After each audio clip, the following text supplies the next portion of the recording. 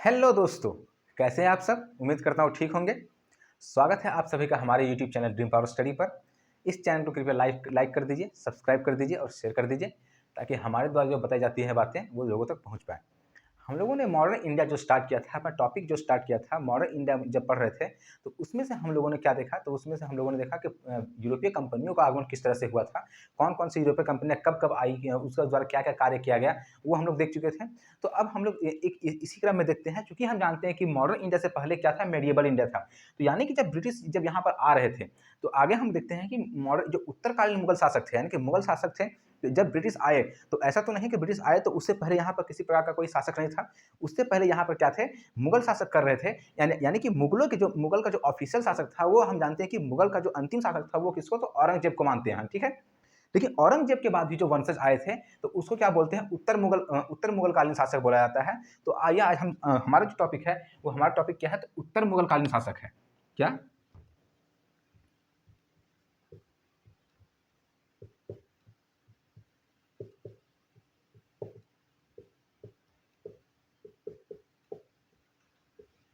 उत्तर मुगल कालीन शासक है, यानी कि उस समय जो था वो भारत में किसका, तो उस समय तक भारत में मुगलों का शासक ही चल रहा था जब यहाँ पर ब्रिटिश आए थे। जो कि हम जानते हैं कि सबसे पहले जो ब्रिटिश आने वाला था वो कैप्टन हॉकिंस था, जो कि जहांगीर के दरबार में आया था, ठीक है।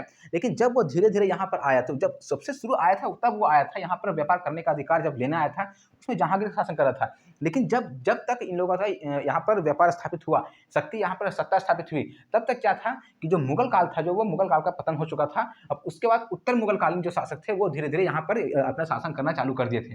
तो उसी क्रम में हम देखते हैं, सबसे पहले जो उत्तर मुगल कालीन शासक है, सबसे जो अंतिम मुगल शासक था वो औरंगजेब था। औरंगजेब की मृत्यु के बाद जो उसका वंशज जो थे, जो मुगल काल को आगे बढ़ाने का काम किए थे, उसमें से सबसे पहला आता है बहादुर शाह प्रथम।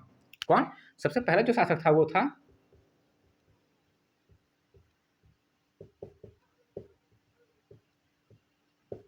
बहादुर शाह प्रथम। इसको क्या बोला था, इसी को बहादुर शाह प्रथम को ही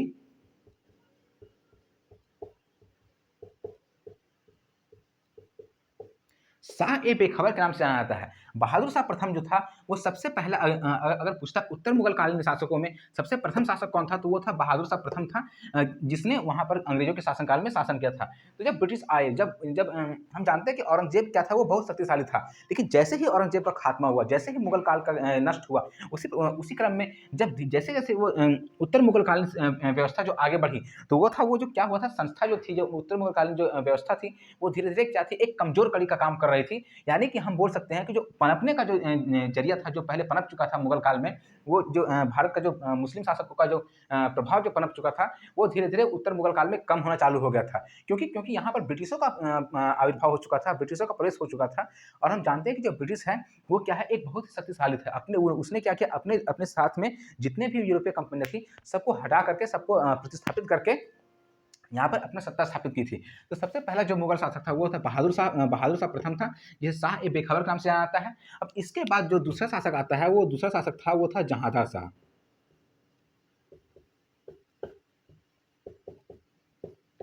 जहांदार शाह जो था, तो जहांदार शाह जो था, दूसरा शासक आया था। ये क्या था, ये ज़्यादा समय तक शासन नहीं कर पाया था यहाँ पर। इसने क्या किया, 11 माह तक ही शासन कर पाया था। उत्तर मुगल कालीन शासक जो था, वो 11 माह तक ही शासन कर पाया था। यानी ये जहांदार शाह जो था, ये क्या बोला जा सकता है, ये एक अयोग्य शासक घोषित हो गया था। उत्तर मुगल कालीन शासक में अयोग्य शासक के रूप में जाना जाता है जहांदार शाह को। तो जहांदार शाह जब राजा बना था, तो जहांदार शाह जो राजा बना था, तो वो आया था।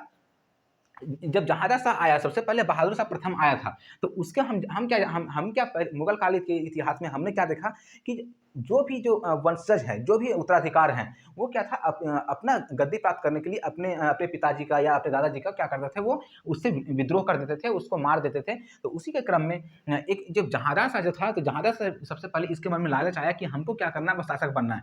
तो उसमें क्या था, तो जहांदार शाह जो था, वो डायरेक्ट ना होकर के ये आया था, एक व्यक्ति था, मुगल काल का ही व्यक्ति था, जो इसका सहायक बोला जाता है, सहायक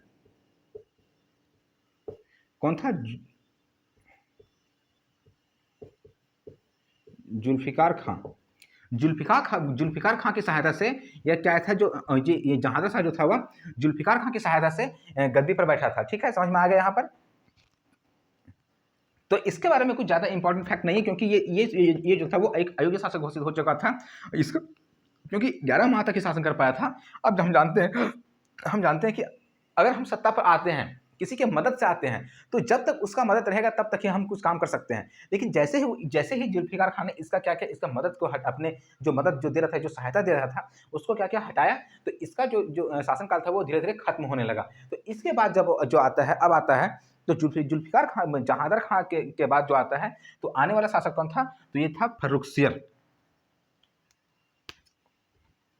तीसरा शासक था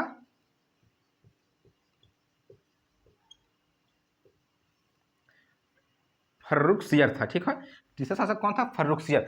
जब फर्रुखसियर जो आया था, ये फर्रुखसियर को बोला जाता है कि यह एक इंपॉर्टेंट शासक था उत्तरकालीन मुगल व्यवस्था में। यह फर्रुखसियर वो एक इंपॉर्टेंट शासक था। ये जो था वो सैयद बंधु,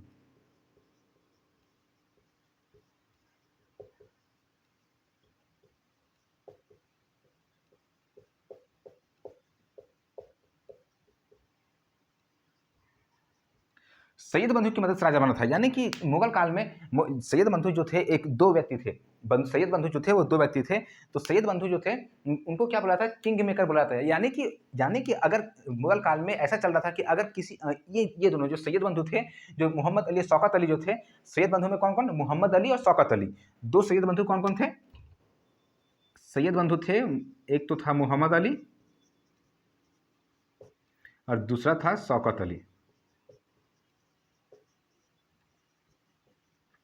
कौन कौन थे? मोहम्मद अली और शौकत अली। तो ये जो सैयद बंधु थे, इनको किंग मेकर कहा जाता था। सैयद मेकर को क्या बोला जाता था? King maker. किंग मेकर यानी कि नाम में ही जैसे स्पष्ट है कि राजा बनाने वाला जो थे वो क्या थे? सैयद बंधु। यानी कहा जाता है कि अगर सैयद बंधु के साथ जिसको भी मिल जाए, वो क्या था? वो शासक के रूप में आकर बनकर उभरता था। तो जब फर्रुखसियर आया, तो फर्रुखसियर ने सबसे पहले कनेक्ट किया किसके? तो सैयद बंधु से, यानी कि मोहम्मद अली और शौकत अली का सहायता लिया। इसने क्या किया? तो जहांदार साहब जो उस फर्रुखसियर से पहले जहांदार साहब जो था उसको हटाया, गद्दी पर से हटाया, और फर्रुखसियर अपने आप को जाकर के वहां पर मुगल गद्दी पर यहाँ पर जाकर स्थापित कर दिया। तो हम जानते हैं फर्रुखसियर से समझ चुके थे। फर्रुखसियर जो था वो किसके मदद से आया था? तो वो सैयद बंधु, जो कि किंग मेकर मोहम्मद अली शौकत अली के नाम से आया था। और फर्रुखसियर को हम क्या बोलते हैं? तो फर्रुखसियर को हम लंपट मूर्ख, इसका एक उपाधि दिया गया था, लंपट मूर्ख।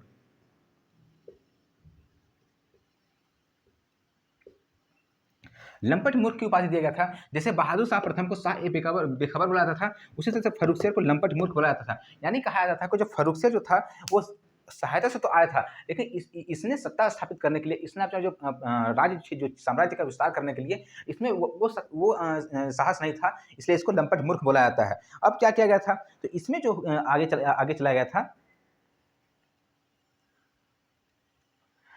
फर्रुखसियर जो था वो किसको? तो अब्दुल्ला खां को। फर्रुखसियर अपने आप को अब्दुल्ला खां को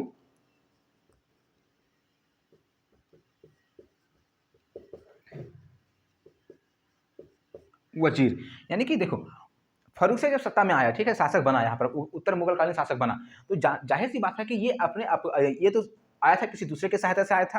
तो इसको शासन चलाने के लिए जब कठिनाई होने लगी, तो इसने क्या किया? एक अब्दुल्ला खां का एक मुगल व्यक्ति था, उसको ही क्या किया? एक अपना वजीर नियुक्त किया। वजीर मतलब कि जैसे अभी का जो होता है ना प्रधानमंत्री, एक मान लो शासक, एक देश का शासक प्रधानमंत्री होता है, तो उसकी सहायता के लिए होता है ना, वित्त मंत्री होते हैं, राज्य मंत्री होते हैं,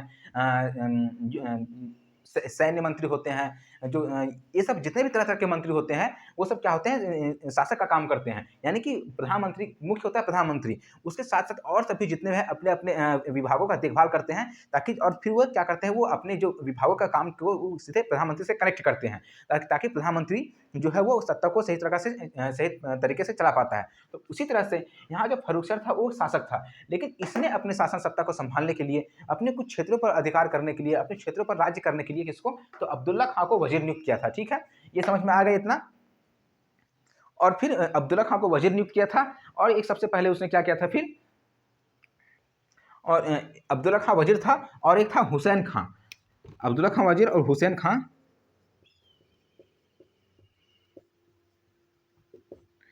को मीर बख्शी नियुक्त किया। अब्दुल्ला खां को वजीर और हुसैन खां को मीर बख्शी नियुक्त किया। अगर क्वेश्चन में पूछता है कि फर्रुखसियर किसके मदद से सत्ता पर आए थे, तो आप बोलेंगे किंग मेकर, यानी किंग मेकर किसको बोला जाता है?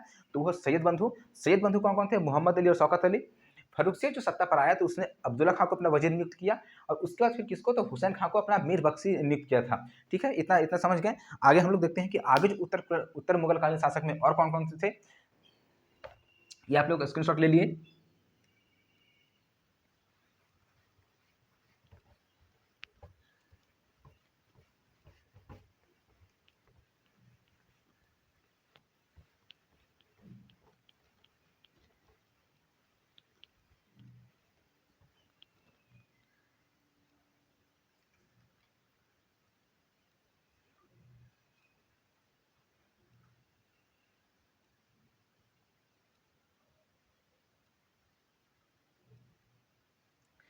अब फर्रुखसियत के बाद जो उत्तर मुगलकालीन शासक जो आने वाला था, जो नेक्स्ट जो शासक आया था वो था कौन, मोहम्मद शाह। नेक्स्ट का शासक कौन था,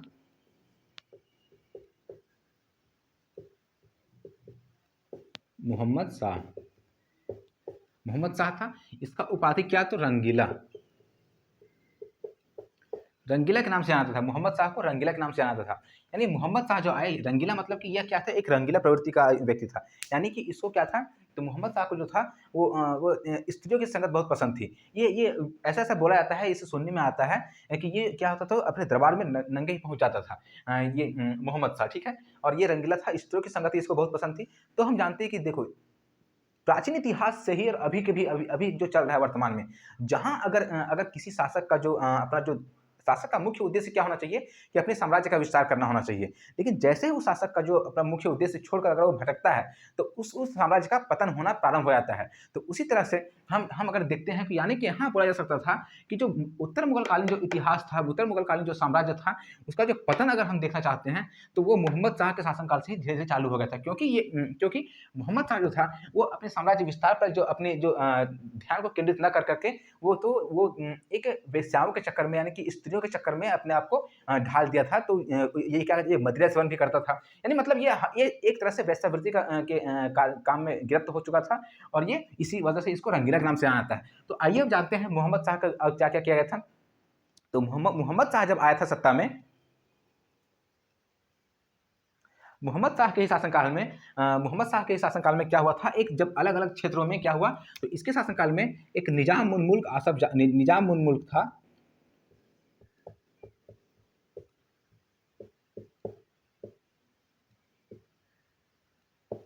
मुल्क ने अहमदनगर में निजाम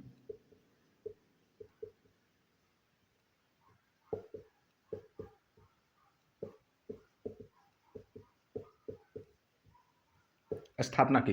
यानी कि मोहम्मद शाह के शासनकाल में निजाम उल मुल्क नामक एक व्यक्ति था, जो कि उसके शासनकाल में ही एक क्षेत्र में एक व्यक्ति था। लेकिन जब इसने देखा कि ये मोहम्मद शाह रंगीला का जो काम, जो अब ये इसने अपना जो मुख्य उद्देश्य है उससे भटक करके एक रंगीला प्रवृत्ति का आदमी बन गया है। यानी इसको अब अपने राजपाट से कोई मतलब नहीं है। ये सिर्फ नशा में, स्त्रियों की संगति में डूबा रहता था। तो इसने क्या किया, जो अब जब राजा का पकड़ किसी क्षेत्र से कम होता है, हम जानते हैं कि अगर राजा का पकड़ किसी क्षेत्र से कम होगा, तो उस क्षेत्र में क्या होता है, वहाँ वहाँ पर जो भी पहले से जो विद्रोह की प्रवृत्तियाँ धीरे-धीरे जो पनपती है, वो एक क्या होता है, बहुत बड़ा रूप ले लेती है। और वहाँ जो वहाँ का जो मुख्य नेता बनकर उभरता है, वो क्या कहता है कि वो क्या चाहता है, तो वो चाहता है कि हम अपने आप को इस शासक से अलग एक स्वतंत्र शासक के रूप में अपने आप को घोषित करें और अपना साम्राज्य स्थापित करें। तो उसी के क्रम में मोहम्मद शाह के क्षेत्र में ही, उसमें जो था निजाम उल मुल्क आसफ जाह जो था, अपने आप को अहमदनगर में एक स्वतंत्र सत्ता स्थापित कर ली, जिसको कि निजाम शाही वंश बोला गया था। यानी कि जो अब धीरे धीरे क्या हो गया था,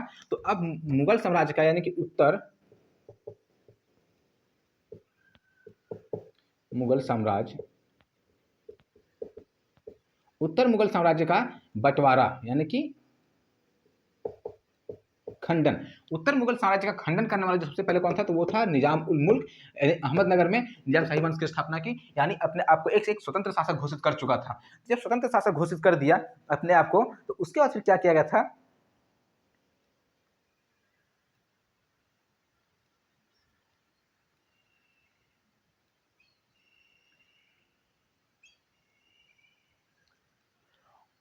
निजाम उल मुल्क आसफ जाह जो था, वो अहमदनगर की स्थापना की। और इसी के शासनकाल में, यानी कि मोहम्मद शाह के शासनकाल में एक बहुत सारा शक्तिशाली शासक आया था, उसको बोला जाता है नादिर शाह।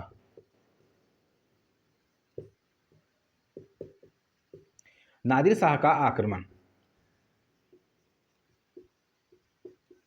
नादिर शाह का आक्रमण मोहम्मद शाह के शासनकाल में ही हुआ था। और जो नादिर शाह यहाँ पर आक्रमण किया, तो अब चूंकि देखिए, अब यहाँ हम बोल सकते हैं कि एक बाहरी शक्ति का प्रवेश हो चुका था। एक तो एक तो अंदरूनी इसके साम्राज्य का खंडन हो चुका था, यानी कि अहमद शाह ने निजाम उल मुल्क आसफ जहाँ ने अहमदनगर में निजाम शाही वंश की स्थापना कर दी, यानी कि यहाँ तो एक टूट चुका। जो मोहम्मद शाह का जो साम्राज्य था वो टूट चुका था। लेकिन अब जैसे ही ये पता चला कि आखिर जब कहीं भी गृह युद्ध होता है, तो उस युद्ध का जो प्रभाव होता है वो एक क्षेत्र में सीमित ना होकर के बहुत क्षेत्रों तक फैल जाता है। तो जैसे ही यह बात फैला, तो ये क्या था, नादिर शाह जो था एक बाहरी शासक था। तो नादिर शाह को जैसे ही ये बात पता चली कि मोहम्मद शाह जो था वो कमजोर हो चुका है, ये अपने राजपाट से हट करके एक मोह भंग के प्रवृत्ति में डूब चुका है, तो इसने क्या किया, इसने सीधा आक्रमण कर दिया। नादिर शाह ने आक्रमण कर दिया किस पे, मोहम्मद शाह पर। जब नादिर शाह का आक्रमण यहाँ पर चला, तो यानी कि अब क्या हो चुका था, तो जो उत्तरकालीन मुगल साम्राज्य में नादिर शाह नामक एक व्यक्ति का आक्रमण हो चुका।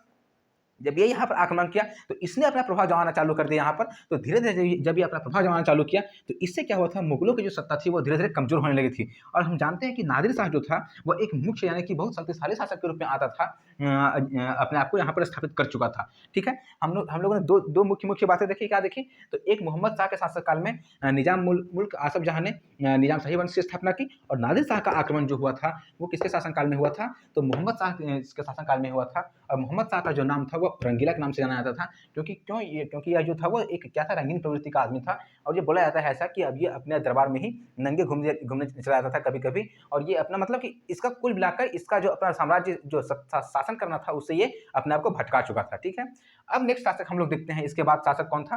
तो इसके बाद जो शासन आने वाला था वो था अहमद शाह। कौन था, अहमद शाह।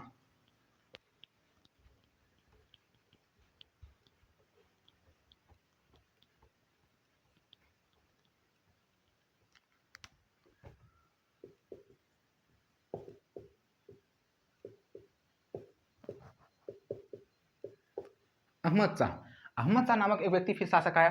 तो अहमद शाह जब शासक आया था, तो हम जानते हैं जब रंगीला का शासन डूबा, नादिर शाह यहाँ पर आक्रमण किया। नादिर शाह आक्रमण किया, तो उसके कुछ क्षेत्र को छीना। फिर जो निजाम उल मुल्क ने निजाम शाही वंश की स्थापना की, उसने भी कुछ क्षेत्र को छीना। तो अब जब अहमद शाह आया था, तो इसका मुख्य उद्देश्य क्या था, जो अहमद शाह जब आया यहाँ पर शासक पर आया, तो इसका अब ज़्यादा प्रवृत्ति था कि ये किसी तरह से जो भी क्षेत्र छीना गया है इससे, उसको क्या करे, एकीकृत करे, यानी कि उसको अब फिर से उन छीने गए लोगों के द्वारा हड़प करके अपने साम्राज्य में मिलाए इसको। इसके द्वारा किया गया कार्य क्या था, तो इसने सबसे पहले जो था वो छीने गए क्षेत्रों को मिलाने का प्रयास किया। अहमद शाह ने छीने गए क्षेत्रों को मिलाने का प्रयास किया, यानी क्या किया गया था, तो अहमद शाह जो था वो अब हम जानते हैं कि अगर किसी शासक से उसका क्षेत्र छीन जाता है, अगर हम लोगों से ही कोई हमारा क्षेत्र छीन लेगा, तो हम लोग चाहेंगे ना कि अगर हमारा ताकत और जब मजबूत हो जाता है, तो हम क्या करेंगे, तो जो हमसे छीना है उससे हम वापस छीनने की कोशिश करेंगे। तो इसी क्रम में जो अहमद शाह था वो नादिर शाह से, और अहमद शाह ये किसे बोला जाता है उस अरे निजाम उल मुल्क आसफ से अपने छीने के क्षेत्रों को फिर वापस लाने का प्रयास करने लगा। यानी कि ये जो सत्ता का सुदृढ़ीकरण करने के लिए अहमद शाह को जाना जाता है। लेकिन फिर भी ये क्या था, ये धीरे-धीरे कामयाब नहीं हो पाया था।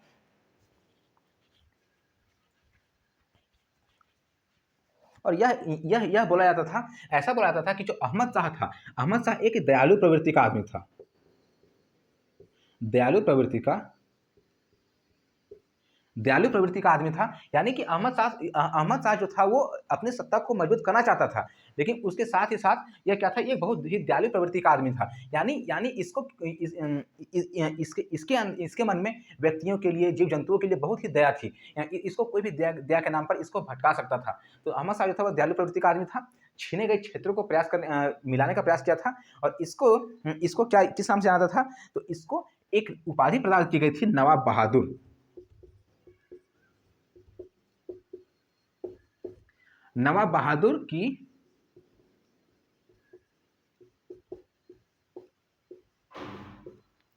नहीं, अहमद शाह को नवाब बहादुर की उपाधि से उपाधि मिली थी, यानी इसको अहमद शाह को नवाब बहादुर के नाम से भी जाना जाता था और ये द्रविड़ प्रवृत्ति का था और इसने छीने गए क्षेत्रों को मिलाने का अपने प्रयास किया था। अब इसके बाद जब ये होता है, लेकिन ये भी क्या हुआ, तो जब क्योंकि हम जानते हैं कि अगर कोई भी साम्राज्य एक बार धीरे-धीरे डिक्रीज़ करता है, उसका पतन होना चालू होता है, तो उसको वापस से खड़ा करने में बहुत ही मुश्किल का सामना करना पड़ता है। तो इसने अपने जहाँ तक था इसने प्रयास किया, लेकिन यह भी सफल नहीं हो पाया। तो उसके बाद के क्रम में और बहुत सारे शासक आए, तो हम लोग देखते हैं अहमद शाह के बाद और शासक क्या कौन सा शासक आया था और उसने क्या काम किया। तो अहमद शाह के बाद जो शासक आने वाला था, वो था आलमगीर शाह। कौन था? आलमगीर शाह। इसके बाद शासक आने वाला था आलमगीर शाह।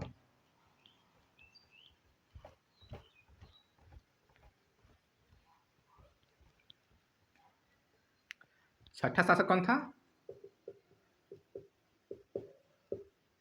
आलमगीर शाह। आलमगीर शाह नामक एक नया व्यक्ति आया था। यह था वो शासक आया था।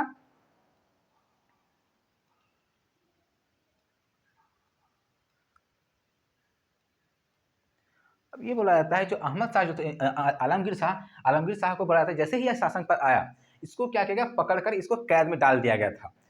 आलमगीर शाह को क्या कर दिया था? कैद कर लिया गया था।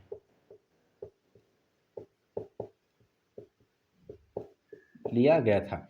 यानी कि ऐसा बोला जाता है कि इसका जो अधिकांश जीवन जो था, आलमगीर शाह एक नाम मात्र का ही शासक था।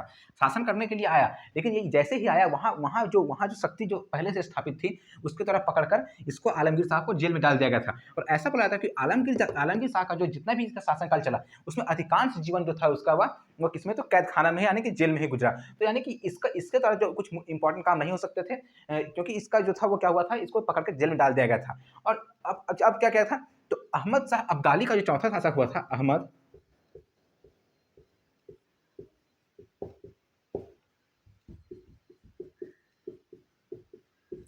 अब्दाली का चौथा आक्रमण। अब देखा, जब अहमद शाह अब्दाली ने देखा, अहमद शाह अब्दाली नामक एक नया शासक आ चुका था, जो देखा कि अगर आलमगीर शाह, यानी कि अगर किसी क्षेत्र का शासक को हम कैद कर लेते हैं, जेल में डाल देते हैं, तो हमारे जो अगल-बगल के जो शासक होते हैं, उसको एक नया कारण मिल जाता है उस क्षेत्र पर आक्रमण करने के लिए। क्योंकि शासक का, एक राजा का मुख्य कार्य क्या होता है कि जितने से जितने क्षेत्र को अपने आप में हड़प सकें। तो उसी के क्रम में अहमद शाह अब्दाली का जो चौथा शासन हुआ था, जो आक्रमण हुआ था, वो आलमगीर शाह के शासनकाल में हुआ था। तो इससे फिर धीरे-धीरे जो मुगल सत्ता थी, वो धीरे-धीरे कमजोर हुई। अब आगे नेक्स्ट शासक देखते हैं। तो आलमगीर शाह के बाद जो नया शासक आने वाला था, तो आलमगीर शाह के जो शासक आया था, वो था शाह आलम द्वितीय।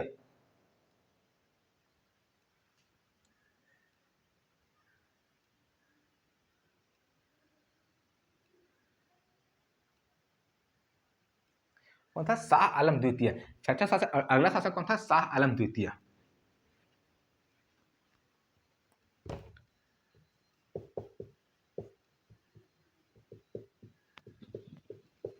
शाह आलम सेकेंड। ठीक है, शाह आलम सेकेंड नामक नया शासक आया। तो इसको ये बोला जाता है कि जो इसके शासनकाल में ये जो था, शाह आलम जो सेकेंड जो था, वो मराठों की सहायता से मराठों की सहायता शासक बना था। तो शाह आलम द्वितीय जो है वो मराठों की सहायता शासक बना था। और इसी के काल में शाह गौरा, कौन था? तो अली गौहर शाह आलम द्वितीय के नाम से ये जो शासक जो शाह आलम द्वितीय जो आया था, तो ये आया था अली गौहर।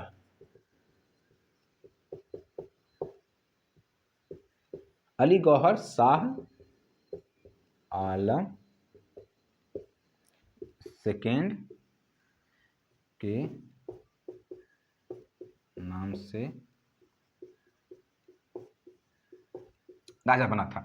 ये जो शाह आलम द्वितीय है, वो मराठों की सहायता से आया था। यानी कि अब मराठा शक्ति का प्रवेश यहाँ पर हो चुका था। इससे पहले क्या था, तो पहले जो थे वो सैयद बंधु थे, जुल्फिकार खां थे, उसकी मदद से आते थे, यानी कि किंग मेकर की मदद से आते थे।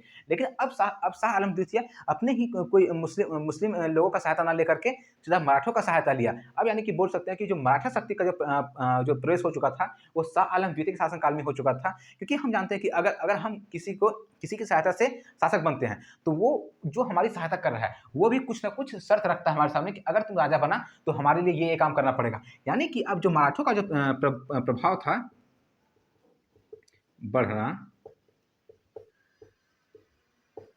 शुरू हो चुका था। यानी कि शाह आलम द्वितीय के शासनकाल से ही मराठों का जो प्रभाव था वो बढ़ना शुरू हो चुका था। क्यों? क्योंकि मराठों की सहायता से इसने क्या किया था, सत्ता पर आया था। और ये शाह आलम द्वितीय जो है वो अली गौहर शाह आलम द्वितीय के नाम से राजा बना था। तो शाह आलम द्वितीय समझ चुके। अब अगला जो शासक हम देखते हैं, तो नेक्स्ट शासक जो है शाह आलम द्वितीय के बाद जो नेक्स्ट शासक आने वाला था, तो वो जो था वो था अकबर द्वितीय। क्या था? अकबर द्वितीय। तो शाह आलम द्वितीय बोला जाता है कि यह अब जब मराठों के शासक से सहायता से आया था, तो ये शाह आलम द्वितीय इसको बोला जाता है कि ये मराठों का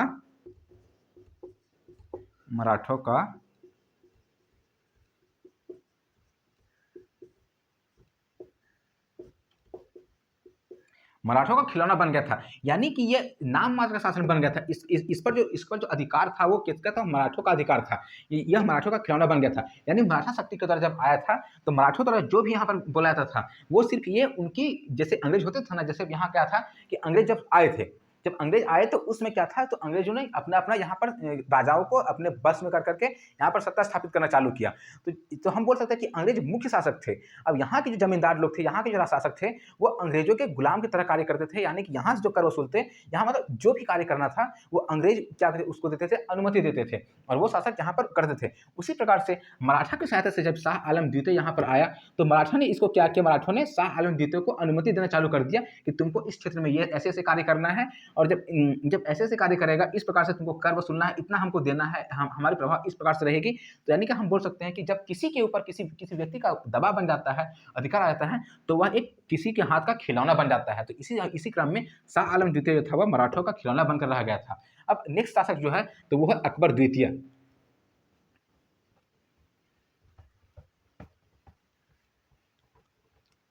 नेक्स्ट शासक कौन था? अकबर सेकेंड जब आया था, तो अकबर सेकेंड का द्वारा एक मुख्य कार्य यह किया गया था कि इसने राजा राम मोहन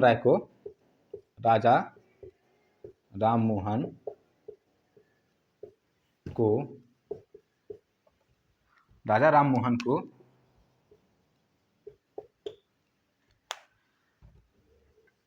राय की उपाधि दी थी।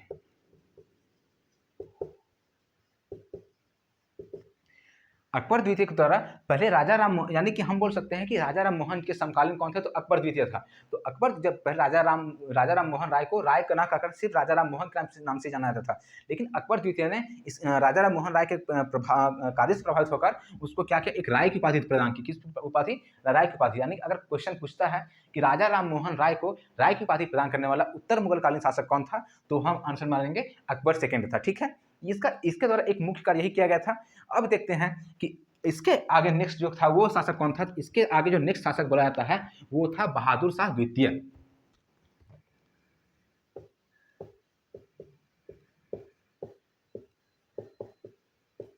बहादुर शाह सेकेंड था। ये बोला जाता है कि बहादुर शाह द्वितीय जो था वो क्या था, बहुत ही बूढ़ा था। यानी कि 63 वर्ष की उम्र में राजा बना था।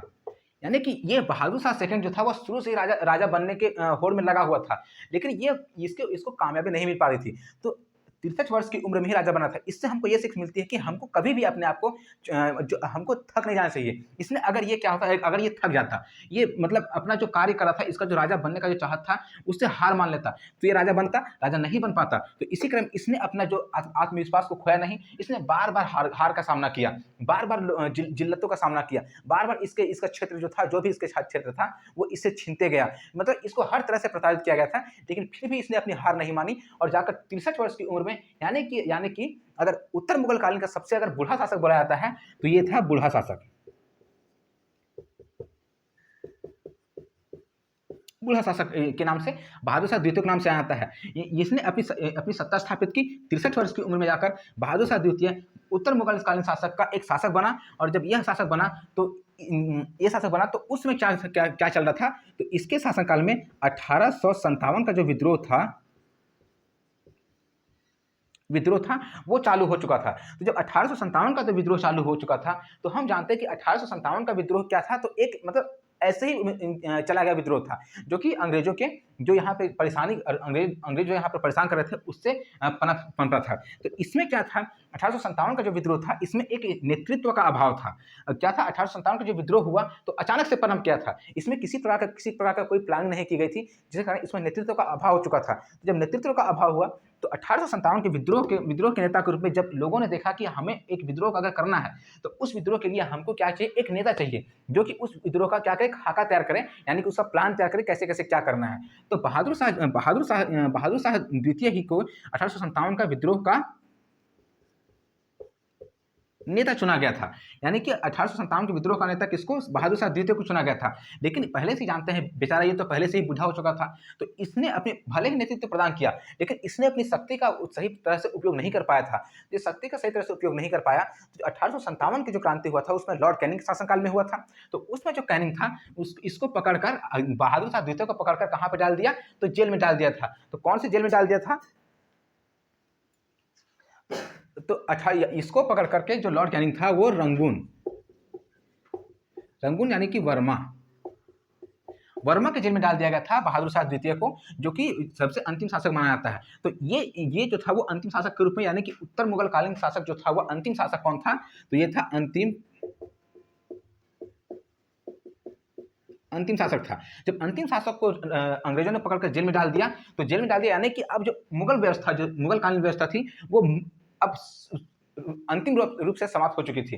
अब तक समझ गए। तो आइए हम समझते हैं कि उत्तर मुगल कालीन व्यवस्था का जो पतन होने का जो कारण था वो कारण क्या क्या थे, ठीक है, और उससे क्या क्या महत्व हुआ वो हम समझने का प्रयास करते हैं, ठीक है।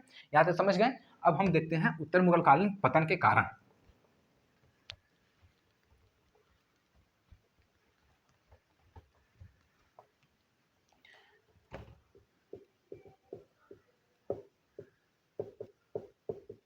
पतन के कारण, तो पतन के सबसे पहला जो कारण था वो क्या था, गृह युद्ध। गृह युद्ध मतलब देखिए ये तो बड़े साम्राज्य है। अभी की स्थिति में क्या होता है, अगर किसी भी घर में अगर गृह युद्ध छिड़ जाता है तो उस घर का विनाश हो जाता है, उस शासक का विनाश हो जाता है। तो उसी तरह से अगर गृह युद्ध छिड़ गया, गृह युद्ध में बहुत सारे क्या हो, षड्यंत्र चलने लगे। जब षड्यंत्र चलता है तो क्या होता है, जो ताकत जो होती है किसी भी शासक का ताकत क्या होता है, उसका परिवार होता है। तो जब परिवार के लोगों में ही षड्यंत्र चलना चालू हो गया, जब गृह युद्ध चलना चालू हो गया, सब लोग अपने आप में षड्यंत्र करने लगे, मतलब कैसे इसको हटाया जाए, कैसे इसको मारा जाए, अगर वो काम करने लगे तो जाहिर सी बात है कि सत्ता का जो अधिकार जो यानी कि जो पकड़ है वो धीरे धीरे कमजोर होगा। गृह युद्ध हो गया था। फिर क्या था, तो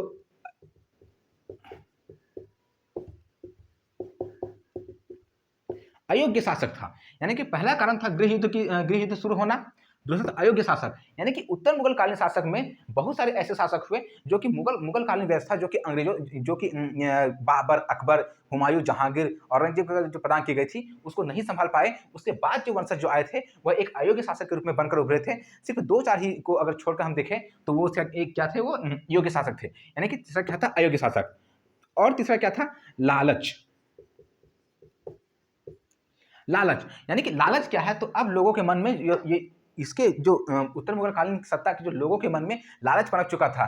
क्यों? क्योंकि अगर हम जानते हैं कि हम जानते हैं कि उत्तर मुगल कालीन में अंग्रेजों का प्रेस हो चुका था। तो अंग्रेजों का मुख्य मकसद क्या था, फूट डालो राज करो, यही था। तो जब फूट डालो के चक्कर में उन लोगों ने साम दाम दंड भेद जितने प्रकार से हो सकती थी सभी चीज़ों को अपनाया, और इसके मन में जो मुगल कालीन शासकों के मन में उनको लालच देना चालू किया कि अगर आप लोग मेरे पक्ष में आ जाते हैं तो हम आपको ये देंगे, यहाँ का अधिकार दे देंगे। यानी कि लालच जो थी वह आया था। और क्या था, तो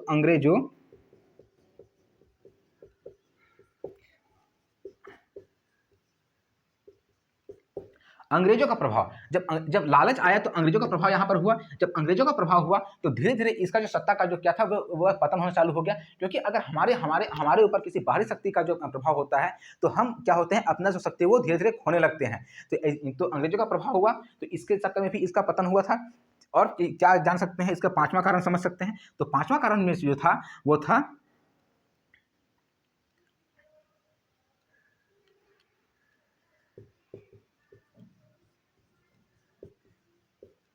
संपत्ति की कमी, संपत्ति का कमी। हाँ, अब इसका क्या मतलब है? इसका ये मतलब है कि अगर हम किसी क्षेत्र में शासन कर रहे हैं, तो हमको बहुत ज़्यादा आवश्यकता होती है कि हमें धन की आवश्यकता हो। लेकिन जब शासक ही वहाँ पर काम नहीं करेगा, शासक ही अयोग्य घोषित हो रहा है, वो बेचारा स्त्री के चक्कर में पड़ा हुआ है, दारू पीने के चक्कर में पड़ा हुआ है, तो कहाँ से वह संपत्ति का अर्जन कर पाएगा? जो संपत्ति का अर्जन नहीं कर पाएगा, तो संपत्ति का अर्जन नहीं होगा तो सेना सही तरह से काम नहीं करेगी, क्षेत्र का संचालन सही तरह से नहीं होगा, तो ये भी पतन का मुख्य कारण बनता है। और अगर पतन का मुख्य कारण देखा जाए, तो इसका जो पतन का मुख्य कारण वह हो सकता है कि बाहरी प्रभाव। और क्या हो सकता है? तो इसका जो पतन का और मुख्य कारण देखा जा सकता है, तो है नीति की कमी। यानी कि साम्राज्यवादी नीति के का मतलब साम्राज्य विस्तारवादी जो नीति था, वो अब उत्तरकालीन मुगलों को क्या था, साम्राज्यवादी विस्तार का नीति अब नहीं था। मतलब कि ये अब सोच रहे थे कि मतलब मेहनत करना ही नहीं चाह रहे थे, ये अपने आप को एक गुलाम के रूप में अपने आप को देखने लगे थे, क्योंकि इनका मानना था कि हम मेहनत क्यों करें। जब अंग्रेज लोग आ चुके थे यहाँ पर, जब अंग्रेज लोग आए, तो वो वही सब कुछ जब कंट्रोल कर रहे थे, तो ये उनके सिर्फ गुलाम बन के रूप में रह रहे थे। और इनको ये आभास हो चुका था कि ना तो हमारे पास ताकत है, ना तो हमारे पास योग्य शासक है, हम लालची बन चुके हैं, अंग्रेजों का प्रभाव हम पर पड़ चुका है, संपत्ति की कमी हो चुकी है, सैन्य शक्ति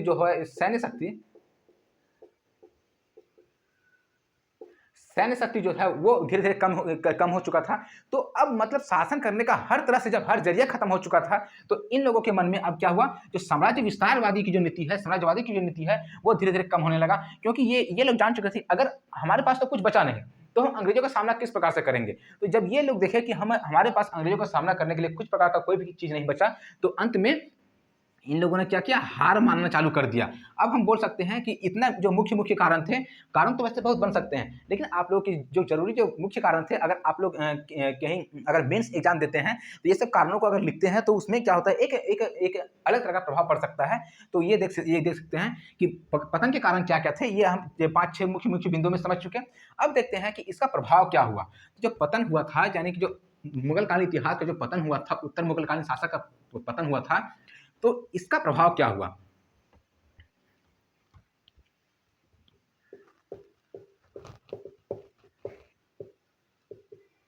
पतन से प्रभाव, इसका सबसे मुख्य प्रभाव हुआ था कि यानी कि यहां पर भारत में मुगल शासन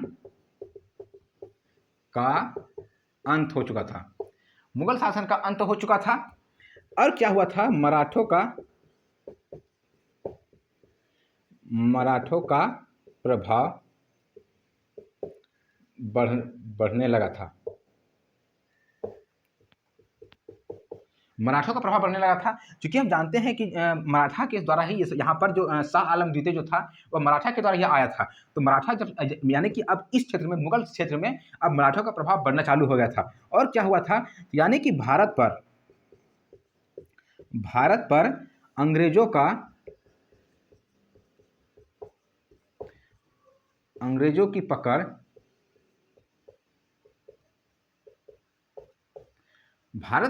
की पकड़ और मजबूत हो गई थी। तो ये मुख्य प्रभाव थे। अब यहाँ से हम चलेंगे कि यानी कि जो आधुनिक भारत का इतिहास, यानी कि अब यहाँ से क्या हुआ, अंग्रेजों का प्रवेश हो चुका था। अंग्रेज लोग बहुत सारे यहाँ कंपनियों को हराकर आए थे। अब इसने क्या किया, तो अंग्रेजों ने यहाँ के शासकों को हराया। जो उत्तर मुगलकालीन शासक थे, मुगल शासक का पतन हो चुका था। अब यहाँ सर नया साम्राज्य चालू होगा, नया साम्राज्य चालू हुआ। और ये था कौन था, तो ब्रिटिश साम्राज्य, अंग्रेजों का शासन चालू हुआ था। तो ये मुख्य बात है। देखें तो आज की क्लास में हम लोगों ने समझा कि उत्तर मुगलकालीन शासक कौन कौन से आए थे, उनका पतन किस प्रकार से हुआ, उनके पतन का प्रभाव क्या क्या हुआ, कौन कौन मुगलकालीन शासक द्वारा कौन कौन से कार्य किए गए थे। और इससे हम यह समझ सकते हैं कि हमें अपने क्षेत्र का विस्तार करने के लिए हमें क्या करना चाहिए। और इसी में से एक शासक था बहादुर शाह द्वितीय, जो कि सबसे बूढ़ा शासक था। उससे हमको ये समझने की ताकत मिलती है कि हमें कभी भी अपने क्षेत्र से भटकना नहीं चाहिए, अपने लक्ष्य से भटकना नहीं चाहिए। हमें अपने आप को निरंतर आगे करते रहना चाहिए। भले ही देर होता है, ठीक होता है, लेकिन आगे चलकर अगर हम लगातार बने रहते हैं, अगर हम अपने आत्मविश्वास के साथ बने रहते हैं, अपने 100% जो इफिशियंसी है उसको पोटेंशियल के साथ बने रहते हैं, तो अंत में जाकर हम लक्ष्य को प्राप्त कर सकते हैं। ठीक है, तो उम्मीद करता हूँ हमारे द्वारा बताई गई आज की क्लास आपको समझ में आई होगी, अच्छी लगी होगी। अगर अच्छा लगा होगा तो इस चैनल को लाइक कर दीजिए, सब्सक्राइब कर दीजिए और शेयर कर दीजिएगा और कमेंट कर दीजिएगा, ताकि हम अपनी गलती को सुधार सकें। मिलते हैं नेक्स्ट क्लास में। थैंक यू, धन्यवाद।